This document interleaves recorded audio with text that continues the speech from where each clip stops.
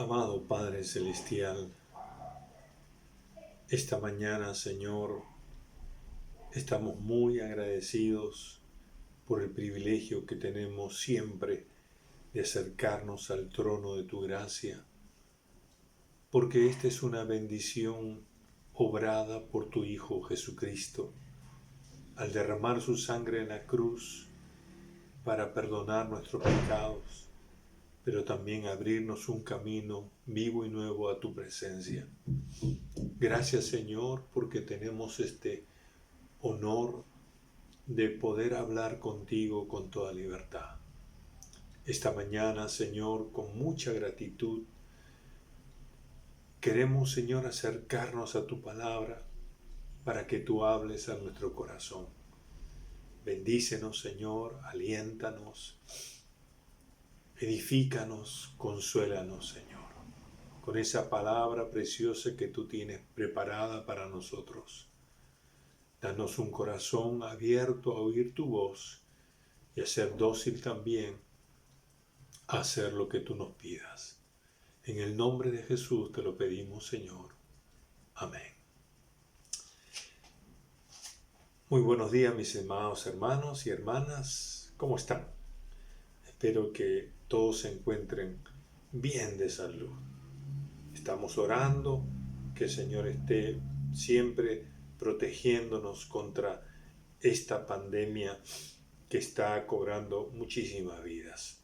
Como ustedes saben, nuestro gobierno ha dado una nueva cuarentena, si se quiere así, o una inmovilización obligatoria los domingos, y además ha añadido esta prohibición de las reuniones familiares y civiles, porque en los últimos días, como usted sabrá, se ha incrementado el número de contagiados precisamente por bajar la guardia y entrar en esas relaciones familiares que han traído ahora un mayor incremento de contagios. Como cristianos debemos nosotros acatar estas normas porque es para el bien de todos nosotros, porque es para el bien de nuestra salud, de que todos estemos bien, que estemos libres de este coronavirus. Por lo tanto, hermanos, cuidémonos, no nos expongamos haciendo o celebrando cumpleaños, celebrando aniversarios, o aún simplemente visitando a los familiares para comer, y entonces nos exponemos al contagio. Creo que como cristianos debemos ser responsables y muy prudentes en este sentido. Porque si no, hermanos, ¿cuál es el testimonio nuestro? ¿No les parece que sería negligencia hacer esto? Creo que todos nosotros queremos ver a nuestros familiares. Queremos abrazarlos, queremos estar con ellos, como lo hacíamos antes de la pandemia. Nosotros, por ejemplo, hace 5 meses que no vemos a nuestro nieto, solamente por el Zoom, por el WhatsApp, es decir, estamos mirando a nuestros nietos cómo crece y nos perdemos la bendición. Antes nosotros íbamos a verlo 2 veces por semana. Ahora, por amor a él, por amor a sus padres, no podemos hacerlo, porque sencillamente estamos cuidándonos, estamos protegiéndonos. Uno no sabe ahora, hay mucha gente asintomática que camina por ahí, pero usted pasa y luego se contagia y dice, pero yo siempre me protegí. Y son las personas que más se protegen las que se contagian. Entonces, mi querido hermano y hermana, hay que cuidarnos. Amén.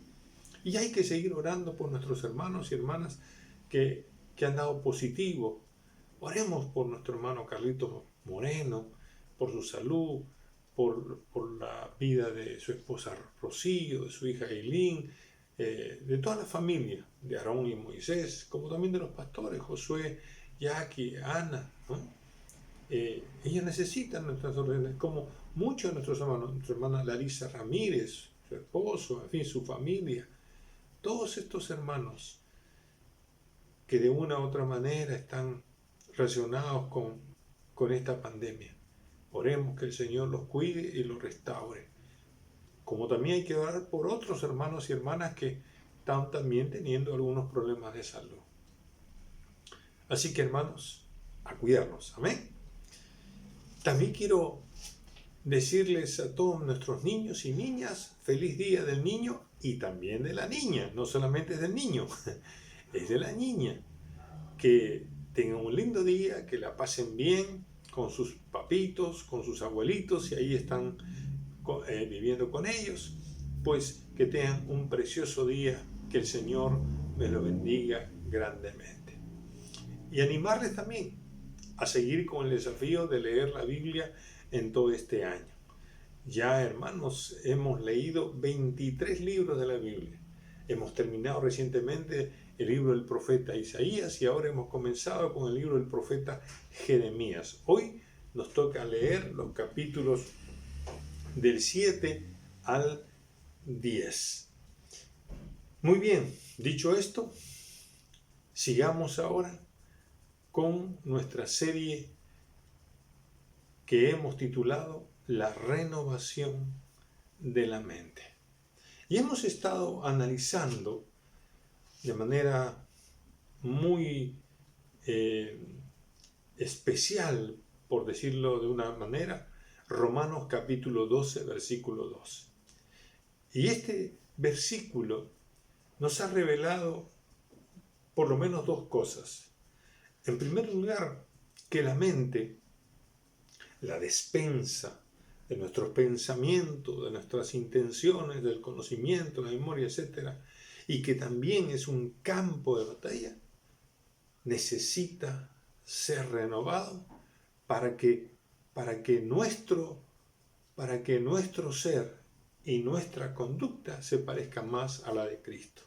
Esa es la primera cosa que nos revelaba Romanos 12:2. La segunda cosa es que nos dice que la renovación de la mente consistía primero en no adoptar patrones o criterios de este mundo pecaminoso, sino que por el contrario podamos ser transformados, podamos cambiar interiormente nuestra manera de ser y de nuestra manera, y que se va a manifestar en nuestra manera de conducirnos también. Y con el objetivo de que podamos ser capacitados para conocer, para saber cuál es la voluntad de Dios, para entender qué es lo que realmente Dios desea. Así que Romanos 12:2 nos deja estas dos revelaciones claras, precisas, para la renovación de nuestra mente. Pero quedó pendiente una pregunta. ¿Se acuerda usted cuál era esa pregunta? ¿Quién es el que hace la renovación de nuestra mente? ¿Quién es el autor? Y esto es el tema que hoy queremos compartir. El autor de la renovación de nuestra mente.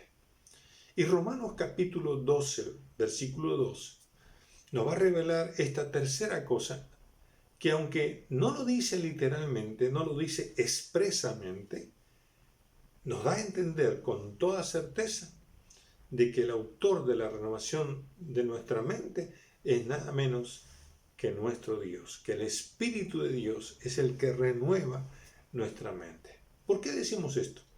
Por dos razones fundamentales. La primera, porque obviamente el mismo texto de Romanos 12:2 lo sugiere. Leamos Romanos 12:2. No os conforméis a este siglo, sino transformaos por medio de la renovación de vuestro entendimiento, para que comprobéis cuál sea la buena voluntad de Dios, agradable y perfecta. En este versículo nosotros encontramos tres verbos clave, tres verbos importantes. Primero, conformar. Segundo, transformar. Y tercero, probar.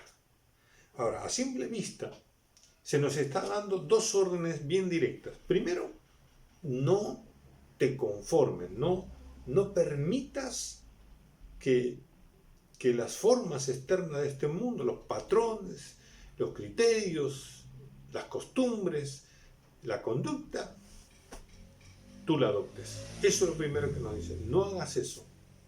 Y lo segundo, transfórmate. Cambia. Ahora, obviamente, para nosotros la primera orden es más entendible. Sabemos que no debemos permitir una mala costumbre que nosotros la imitemos, que nosotros la practiquemos, ¿verdad? Eso es fácil de entender para nosotros. Pero transformarnos, ¿cómo lo hacemos? Cambiamos interiormente. ¿Cómo cambiamos interiormente? Muy bien, por eso es importante analizar gramaticalmente el verbo transformar. El verbo transformar viene de una palabra griega que ya hemos dicho parecía metamorfosis. Es la palabra metamorfosé, y el sufijo, ¿no? El sufijo, o sea, la parte final, nos da la idea, por lo menos gramaticalmente hablando, tres cosas. En primer lugar, por ese sufijo se nos dice que está en modo imperativo. ¿Qué significa eso? Que es una orden, que es un mandato. Entonces uno podría traducir: sed transformados. En segundo lugar, está en modo presente continuo, lo cual habla de que la transformación es un proceso, que no es una cosa de la noche a la mañana, y que se puede traducir siendo transformados. Pero en tercer lugar, este verbo está en la voz pasiva. La voz pasiva, y esto es importante señalarlo, y que puede ser traducido entonces: sean transformados, sean transformados. Ahora, aquí hay algo importante que notar. Si el verbo está en voz pasiva, entonces no puede ser un imperativo. Había una contradicción. Si está en voz pasiva, esto nos está indicando que el sujeto de esta frase, que en este caso es el cristiano, ¿cierto?, debe sufrir la transformación, lo cual nos está diciendo a nosotros quién es el que lo hace, pero no lo hace el mismo cristiano. Es interesante que la voz pasiva indica, obviamente, que quien va a ser transformado es el cristiano, pero no por sí mismo. Es que cuando la voz pasiva se emplea un verbo, el propósito es no mencionar el agente que hace la transformación, sino enfatizar la acción de la transformación y el sujeto que recibe la transformación. Eso en la voz pasiva, sobre todo en el idioma griego. Por lo tanto, da a entender que la transformación no la hace el creyente. No es un mandato, sino es la exhortación de dejarnos ser transformados ¿no es cierto? Y obviamente, sin discusión alguna, eso lo hace solamente Dios, solamente el Espíritu de Dios. Por eso afirmamos categóricamente que la gente que transforma, que cambia interiormente, que renueva nuestra mente, es nada menos que el Espíritu de Dios. Es Dios obrando en nosotros y transformándonos, cambiándonos interiormente. La renovación de nuestra mente depende solamente del poder del Espíritu Santo, dejándolo uno obrar a Él, lo cual produce un cambio interior y que eso va a manifestarse en el cambio de nuestro ser, en el carácter, ¿verdad? Pero también en nuestra manera de comportarnos. Es decir, ahora sí, lo que yo pienso, lo que yo creo, se va a traducir en mi forma de vivir. Y eso es, vamos a decir así, el objetivo de la vida cristiana. Eso es la fe. El que vive por fe es el que cree en algo y vive de esa misma manera.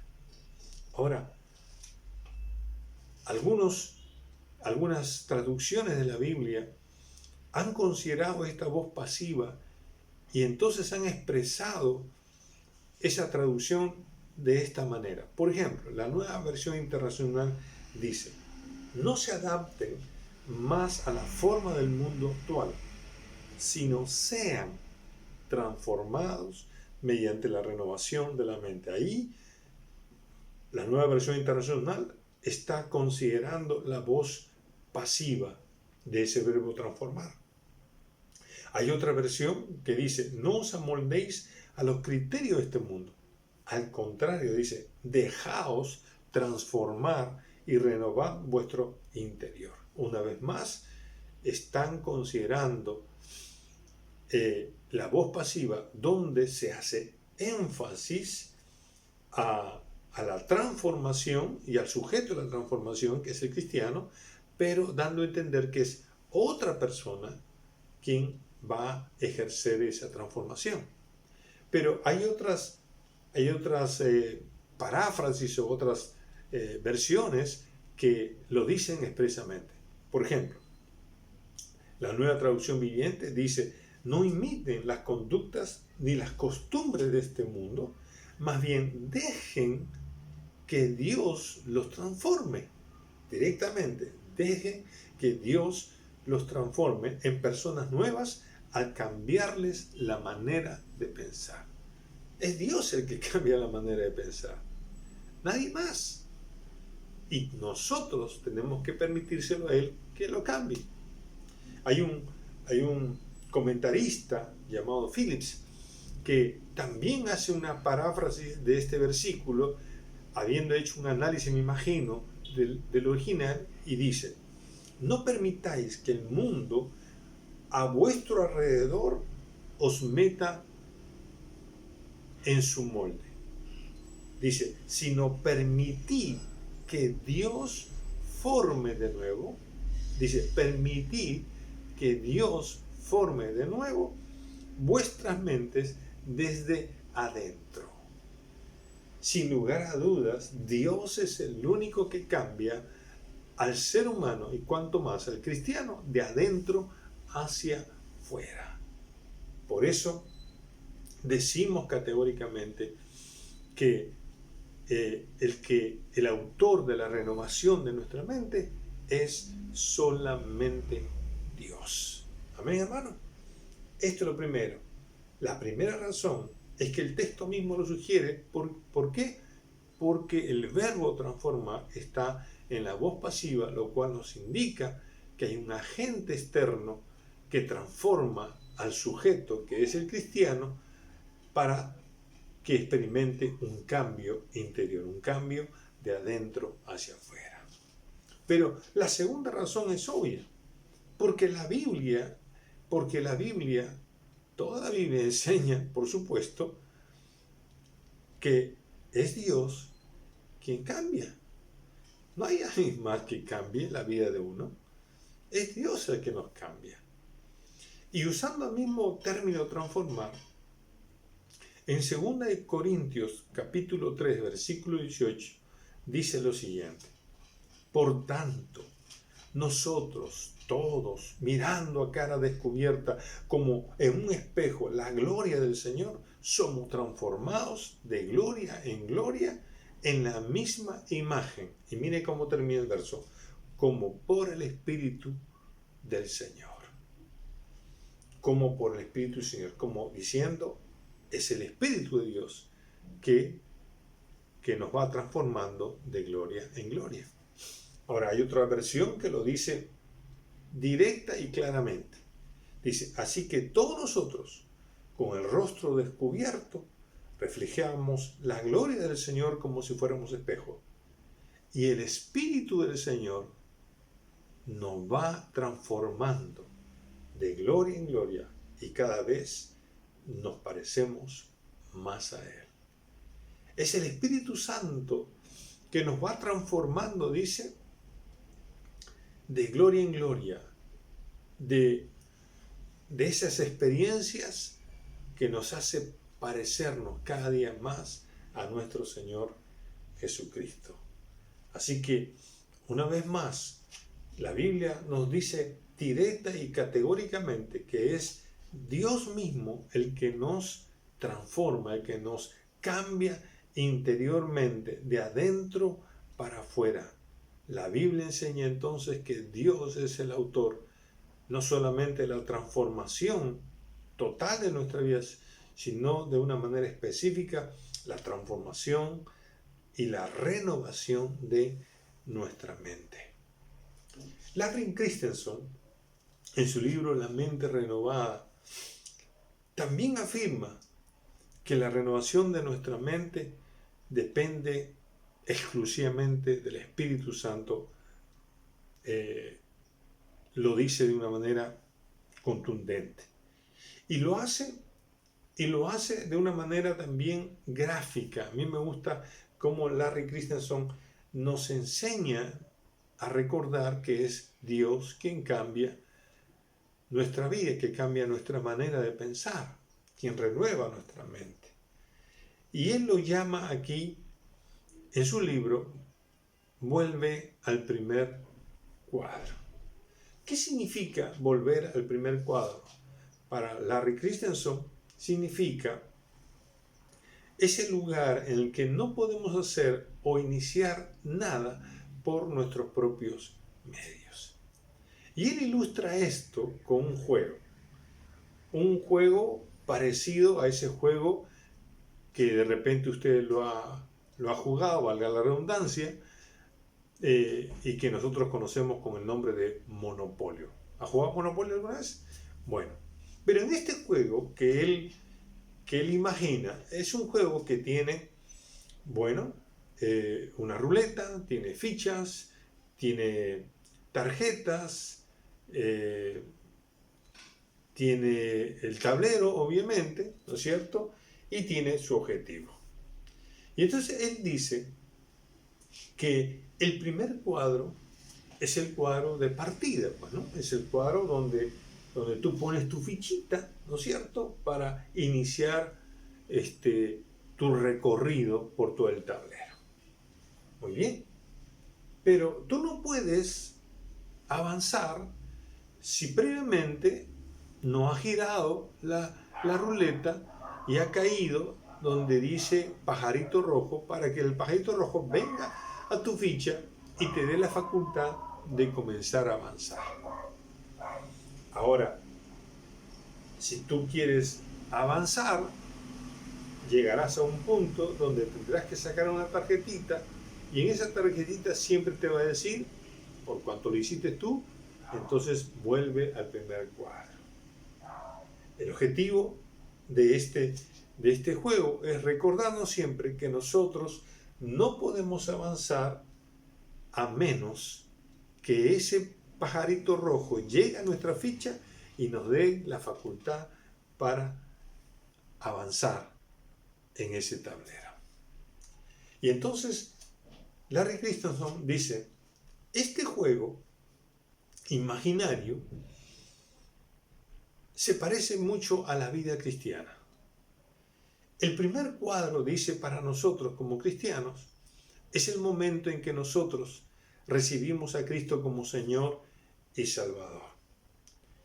Ese primer cuadro nos habla de cuando Dios nos perdonó, nos salvó por su misericordia, cuando nosotros pusimos nuestra confianza en Cristo y en su muerte propiciatoria. Nada podíamos nosotros hacer, ¿verdad? Nada podíamos hacer. Todo fue obra de nuestro Señor. Nosotros no podíamos ganar la salvación por nuestros propios medios, ni tampoco por nuestros propios esfuerzos. Efesios capítulo 2, versículos 8 y 9 lo dice con toda claridad. Porque por gracia, ¿qué cosa? Sois salvos por medio de la fe. Y esto dice, no es de vosotros, eso no viene de ustedes. Pues es don de Dios, no por obras, para que nadie se gloríe, para que nadie se jacte. No es por el bien que tú hagas que tú te ganas la salvación. Nada podemos hacerlo. Dios lo hizo todo en la persona de Jesucristo. Por eso no podemos pensar, y aún más, y no podíamos comenzar a desarrollar nuestra vida cristiana a menos que el Espíritu Santo haya venido a nosotros y entonces podamos aprender a vivir en Cristo, ¿verdad? Así que la vida cristiana no se avanza ni se crece hasta que nosotros nos demos cuenta, dice Larry Christenson, hasta que nosotros no nos demos cuenta de que no podemos hacerlo por nuestros propios medios ni por nuestros propios esfuerzos. Solamente cuando venga el Espíritu Santo sobre nuestras vidas y more en nosotros, recién allí entenderemos que podemos dar un paso, podemos avanzar en nuestra vida cristiana, podemos crecer y llegar a la madurez. Es el Espíritu Santo el que viene y nos comienza a conducir en la vida cristiana. Es la obra de Él. Él va cambiándonos para que nosotros, en la medida que vamos dando cada paso, ¿verdad?, podamos ir pareciéndonos más al Señor. Él va cambiando nuestro interior y obviamente nuestra manera de pensar. No podemos tomar esta vida que Dios nos ha dado, la vida cristiana, por nosotros mismos, por nuestros propios esfuerzos. A menos de que Él nos tome a nosotros, recién podremos dar un paso de fe, un paso como realmente Dios quiere. ¿Usted se acuerda de lo que Pablo dijo en Romanos capítulo 7, verso 18? Yo sé que en mí, esto es en mi carne, no mora el bien, porque el querer el bien está en mí, pero no el hacerlo. Eso estaba diciendo de que yo no puedo hacer el bien. ¿Cómo puedo yo vivir la vida cristiana cuando la vida cristiana es hacer el bien? Si en mí no hay esa capacidad. Pero si dejo que el Espíritu Santo viva en mí, Él sí lo hará. Él sí podrá hacerlo. Por ejemplo, la Biblia me dice a mí,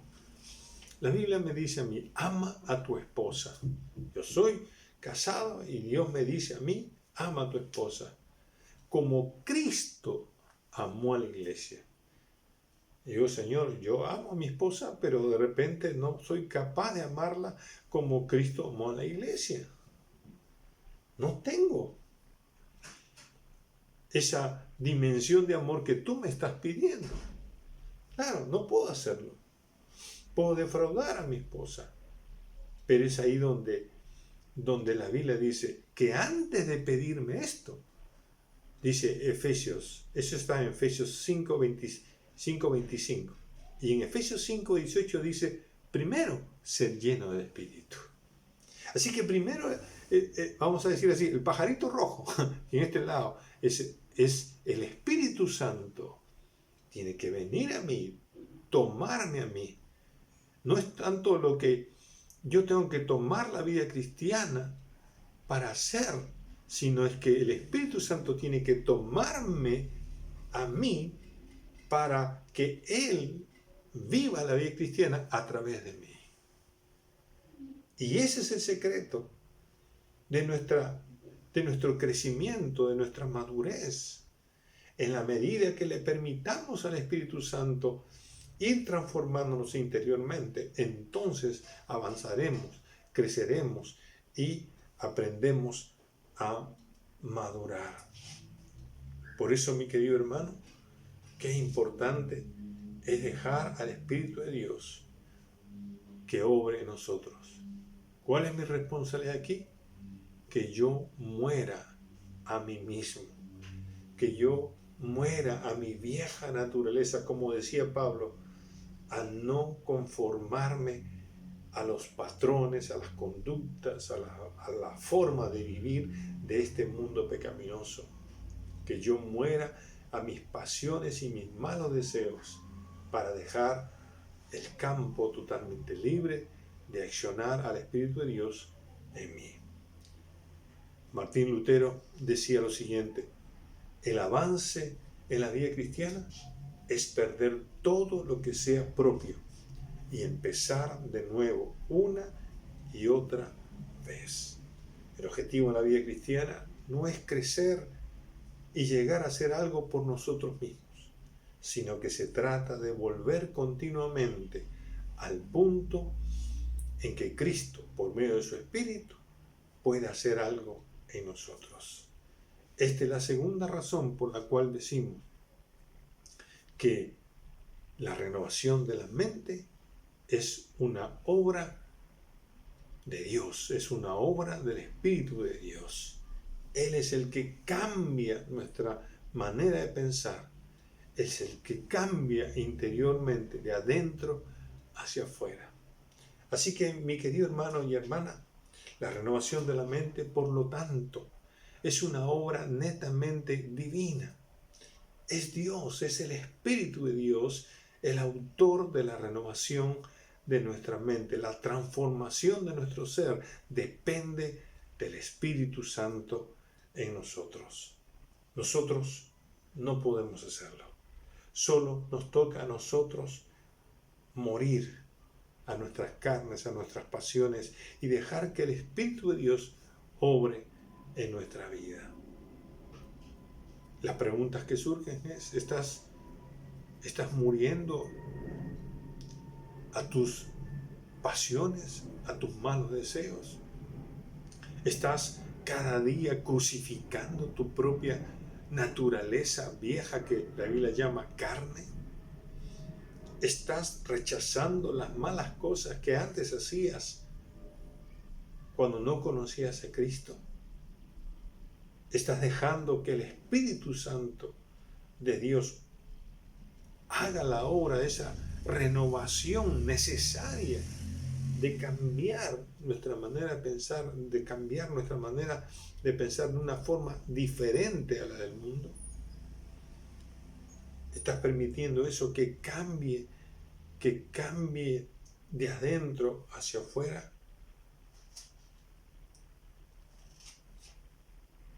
Pero surge una pregunta final: ¿Cómo Dios hace esa renovación de nuestra mente? ¿Cuál es la responsabilidad que nos toca a nosotros en esta renovación de la mente? Mi querido hermano, una vez más tengo que decirle que esto continuará. Ya de repente ya me arde la oreja por lo que usted está diciendo, seguramente, ¿no? Pero quiero decirles, sigamos cada uno de estos pensamientos, porque el anhelo en mi corazón es, como dice este juego, si se quiere así, que Larry Christenson imaginó. El objetivo de la vida cristiana, mi querido hermano y hermana, no es que nosotros avancemos o tratemos de hacer algo para el Señor por nuestros propios medios y nuestras propias fuerzas, sino que aprendamos a renovar nuestra mente, entendiendo que es Dios quien cambia nuestra vida, quien cambia nuestra mente, quien cambia nuestro ser entero. Y de esa manera crecemos, maduramos y nos parecemos más a nuestro Señor Jesucristo. Esa es la meta de la vida cristiana. Y tenemos entonces que recordar siempre: nosotros no nos cambiamos a nosotros mismos. Es Dios el que renueva nuestro ser y nuestra manera de pensar. Amén, hermano. Vamos a orar. Padre bueno, gracias por tu palabra. Gracias, Señor, porque todo lo debemos a ti, Señor. Todo te lo debemos a ti. Señor, nos has dado todo esto de gracia, Señor. Bendito sea tu nombre. Todo esto ha significado para nosotros algo gratuito. No tenemos que pagar nada. Ni siquiera tenemos, Señor, que agradecerte en el sentido de obligarnos, Señor, a, a esperar un cambio interior. No, es el deseo de tu corazón, Señor. Solo danos una disposición para morir cada día a nuestra carne, Señor, y dejarte adorar a ti en toda la plenitud y en toda la dimensión que tú quieras en nuestras vidas. Cámbianos, Señor. Tú puedes hacerlo. Cambia nuestra manera de ser, cambia nuestra manera de pensar, pero no como nosotros queremos, sino como tú quieres ver, como tú quieres vernos, como tú quieras que nosotros seamos, Señor. Y tu palabra nos enseña que el deseo de tu corazón es que nos parezcamos más a Jesucristo, Señor. Así que transfórmanos a la imagen del Hijo de Dios, Señor. Aquí estamos, cual arcilla en tus manos, porque tú eres el alfarero, y fórmanos interiormente con el carácter del Señor Jesucristo. Gracias, Señor. Una vez más te decimos, todo te lo debemos a ti. En el nombre de Jesús. Amén. Amén. Mi amado hermano, mi hermana, que Dios me lo bendiga. Un abrazo. Cuídese, por favor, y acate las disposiciones.